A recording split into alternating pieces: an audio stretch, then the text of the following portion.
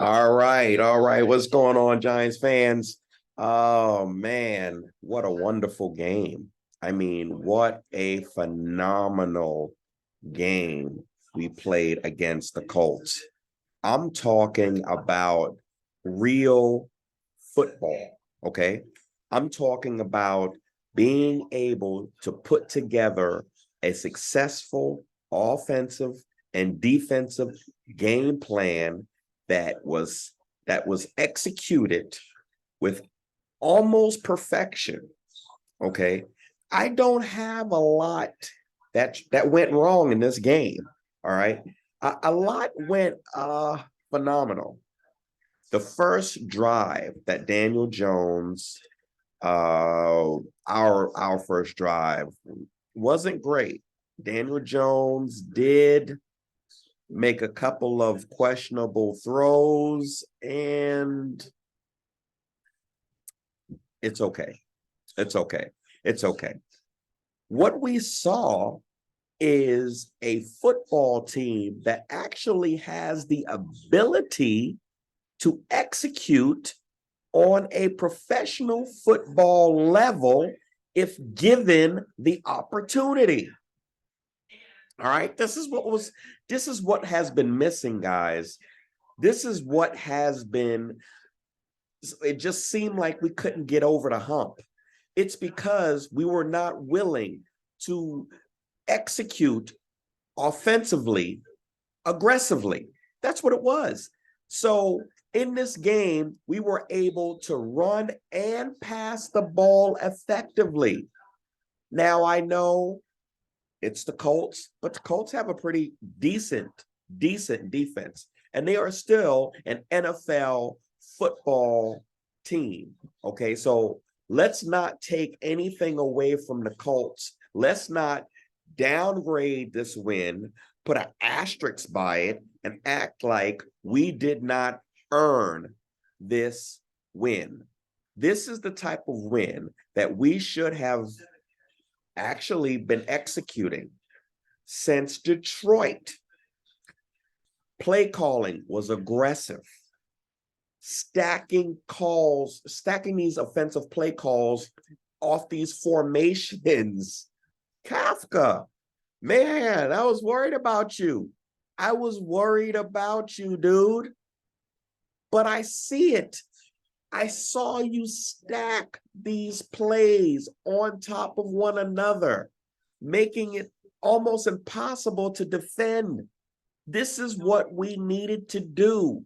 This was not your average run on first down, run on second down, third and long, pass the ball.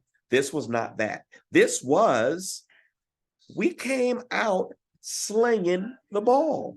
Okay. And as I indicated earlier, Daniel Jones's first drive had, I think I counted 2 questionable throws that if the defensive player had caught that errant throw or those errant throws, could have resulted in a situation that we have been used to being in where things did not go our way. But in this game, the ball bounced in our direction. And you remember me telling you that? You remember me saying that the ball has to bounce in our direction. This is what was going on the first half of our season. The ball was bouncing in our direction. Now, this game, the ball bounced in our direction. And this is carry over from the last game when we played Minnesota. And we lost against Minnesota, but we lost against Minnesota on a 61-yard field goal. This was not a win that I was upset about because I saw us slinging the ball, running the ball, defense contributing. I saw the pieces being put together. So this is the New York Giants eye test, not stats. Stats have their place, don't get me wrong, but I watch these battles on Facebook and social media amongst Giants fans using stats as missiles, and they're launching these missiles at one another about stats, trying to be right. okay? It's not about that. Look at the game. Look at the fucking game. Everything you need is on film. And this is why teams diagnose and self-scout after the game. When they get into the film room, they're looking at film. They're not just looking at opponents, they're looking at themselves. They're diagnosing, they're analyzing. Where do we go wrong? What can we do better? This is what self-scouting is all about. This is what this channel is all about. Self-scouting is not about criticizing. It's about bringing up these points that don't make sense. So this game is carry over from the Minnesota Vikings game. It had that same energy. It had that same vibe. You could see the confidence. You could see these players were ready to play. They were prepared. They were ready. They were ready to play. This is what we do. And let's just look at the defense. Look at the defense. The defense is not perfect. We are still having some issues with the run, okay? We are like 32nd against the run, but like I said, it's not about stats. We did an adequate job at stopping the run. We did an adequate job at stopping the run. And Kayvon Thibodeau, did he look like, should I say it? Should I say it? Did this man look a little bit like LT when he hit Nick Foles? Oh my God. Did he look a little bit like LT? Just a little bit. I was excited. I was excited for him because he has been putting together his game for several weeks now. He's been compared to Aiden Hutchinson, and you had analysts and commentators just talking about how Aiden Hutchinson was coming alive and with all the stats and not giving Kayvon Thibodeau the love that he deserved. They talking about what's going on with Kayvon Thibodeau, what Aiden Hutchinson doing A, B, C, and D, and Kayvon is this, that, and the other, and then not realizing because they're not used to the eye test. The eye test. If you're a New York Giants fan or a fan of football, you saw Kayvon Thibodeau coming on for several weeks. He was coming on for several weeks. He was unstoppable. He was relentless. He never gave up on plays. This is a guy that they discussed pre-draft that he gave up. Really? Wow. Well, thank you. Thank you. Because he does not give up. He doesn't ever give up. He doesn't ever stop. He is relentless in his pursuit. And he isn't even scratching the surface of what his ceiling is. He's not even there yet. This is what's so amazing. He isn't there. He hasn't even hit the ceiling. This was a phenomenal win. I don't want to see people posting on Facebook this bullshit about Daniel Jones and, well, where are my Daniel Jones haters at? Man, fuck all that. Jesus. Jones played a good game.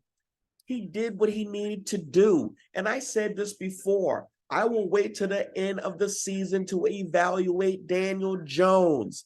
But I will tell you one thing. This playoff game, which is our second playoff game, really, or third, really. But this game that officially put us into the playoffs, I am looking at Daniel Jones and saying, maybe there's a little something there. But it's because Kafka is allowing Jones the opportunity to make plays. This is what I've been trying to tell everybody. You cannot judge Daniel Jones on what he did at the beginning half of the season, because all Jones did was hand the fucking ball off. And when he wasn't handing the ball off, he was running the ball. And when he wasn't running the ball, then he was... We have to stop all that infighting. And I don't mind a debate. But I can't stand when social media people put out, these authors of these posts put out, or where all my Daniel Jones hair is that? What you got to say now? He has a fuck QBR. And we don't give a fuck about all that. Did he win the game? How did he look winning the game? Did he pass the ball at all, or did he just hand the fucking ball off? That's what you want to know. You want your quarterback to be able to actually pass the ball. And so we go back to the receivers and say, well, we don't have a lot of good wide receivers, right? We almost experienced a little bit of that deja vu, right? But Slayton, he fumbled the ball. But our defense cleaned that up. But Slayton fumbled the ball. This is what we have. This is in the middle of this game. Someone posted on Facebook in one of the Giants forums that I belong to, something about the wide receivers. Where all my haters at about the wide receivers and the offensive line. Shut the fuck up. I mean that. Shut the fuck up. Because after that post, it looked like somebody took it down. I'm not sure. But after that post, in this Giants group, which will remain nameless, Slayton fumbled the fucking ball. So shut the fuck up. Just look at the game, analyze the game, evaluate the game, trust your eyes. It is not hateration to criticize that which is worthy of criticism. Slayton fumbled the fucking ball. That deserves criticism. We don't hate Slayton. We don't hate the wide receivers. We don't hate Jones. We don't hate Dabble. We don't hate Kafka. We don't hate our beloved organization. But goddamn, you mean to tell me that I can put all this money in on tickets, memorabilia, emotions, everything that goes into being a fanatical fan of this organization, and watch year over year this organization put out a product that is beneath itself. And I can sit here and watch this shit year over year and not having a fucking opinion. And if I do have an opinion, and if it seems to be a criticism of someone that somebody else likes, now I'm not a fan. Fuck you. I got every right in the world to criticize or uplift my organization, your organization. You do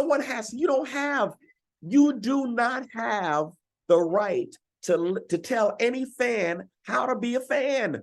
Shut the fuck up with that shit. You don't have that right. Daniel Jones still, to me, will continue to be evaluated this entire year. Not recency bias, not what just happened yesterday, the day before yesterday, the week before. No recency bias. The entire film of the entire season. But my number one question, or one of my top questions, was, can Daniel Jones win in big moments? In big games? Is the moment going to be too much for him? Remember, this is the same offensive line that we've had. They're rotating in guards, Gates and Bredesen and the like. It's still the same line.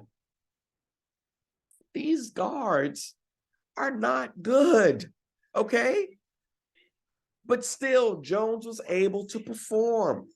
He was able to make good decisions. With the exception of the first series, he was able to do what he needed to do. The kid is relentless. He wants to win. And sometimes it's to a fault. He will sacrifice his body to a fault. That's something that I weigh. Like, you don't see a lot of emotion from Daniel Jones. I wish he had more emotion, but you see it when he takes off and runs, because the kid don't want to go down. He don't want to go out of bounds. He has heart.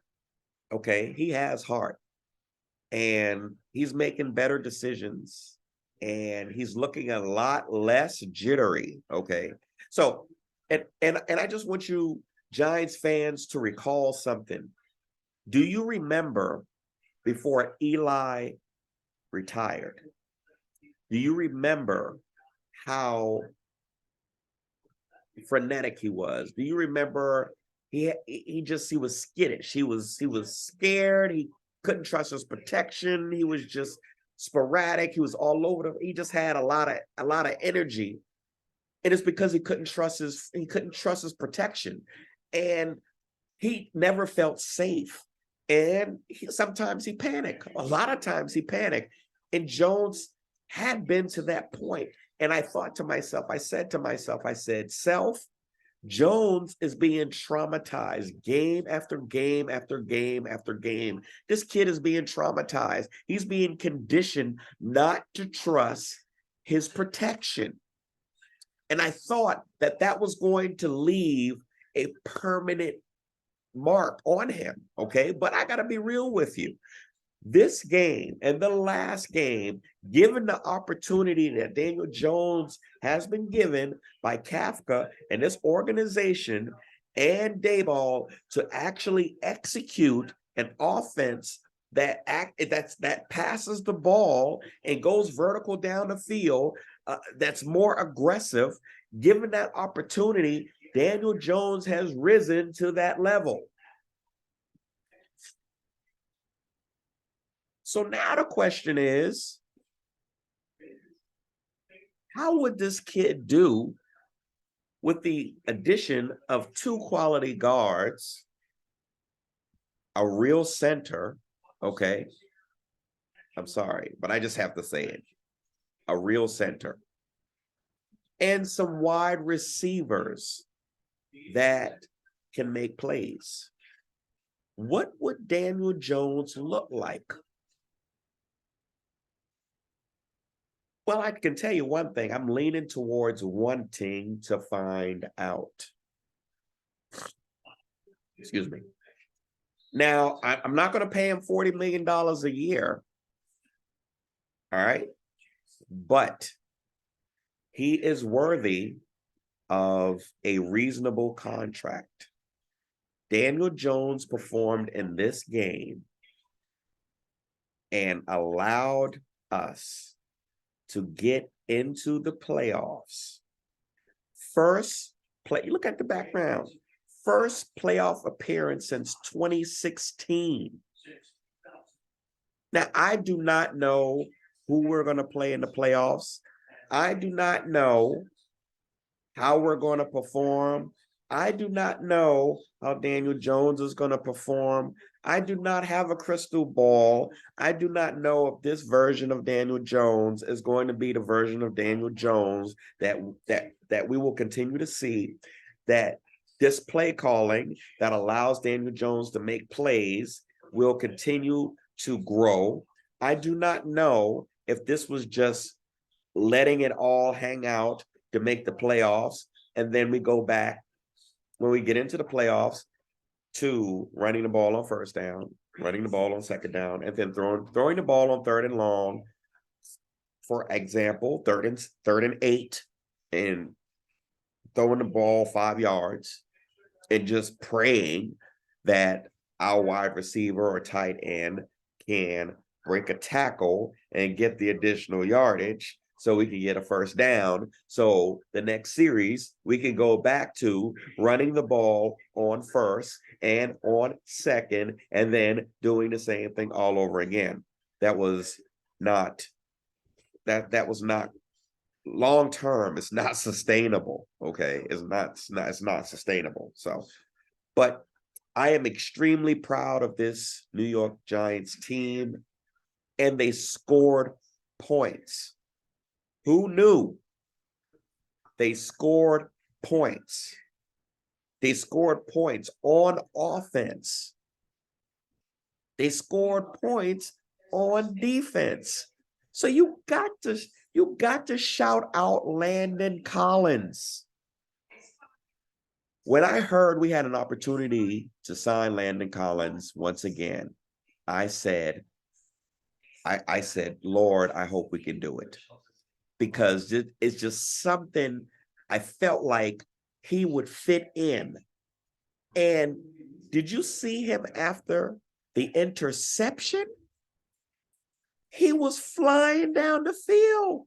Dude is in phenomenal shape. So we need to be very, very proud of this win. This win, we need to be very proud of our entire organization, the coaching staff, the players, all of them. They made lemonade out of lemons. And so I am proud that we won. I don't know where we go from here. I know we're in the playoffs. I know that for certain, but I don't know where we go from here. So when I say that, I mean, I don't know if we're going to build on this and on this momentum and this offensive aggressiveness and this offensive play calling and this type of execution. And I only hope that we can. And we got Breida involved, and it wasn't just Barkley, it was Breida getting involved, and everybody was getting involved. And how about Bellinger? Man, he looked great. He looked great. He held that ball all week long because of a fumble and came back this week and performed remarkably. So let's just be proud of this win. Let's be proud. Let's not do the whole, the whole Facebook social media thing with the stats and all. No, the New York Giants eye test. What did you see? What did you see? Because what I saw was a team that can make some noise in the playoffs. That's what I'm seeing. If we build, and I gave you the keys last video about how we win against the Colts. Well, they perform that in every way. If we can build on this, we're going to make some noise in the playoffs. Beware. If we continue to play like this, we continue to put up points. We're aggressive play calling, execution. We're not shooting ourselves in the foot. The plays, the defensive penalties, not too many defensive penalties, great energy. If we can continue and build on this momentum, we can make noise in the playoffs. Beware, we can make noise in the playoffs. With all that being said, let's just enjoy the win. Giants for life, baby. Giants for life.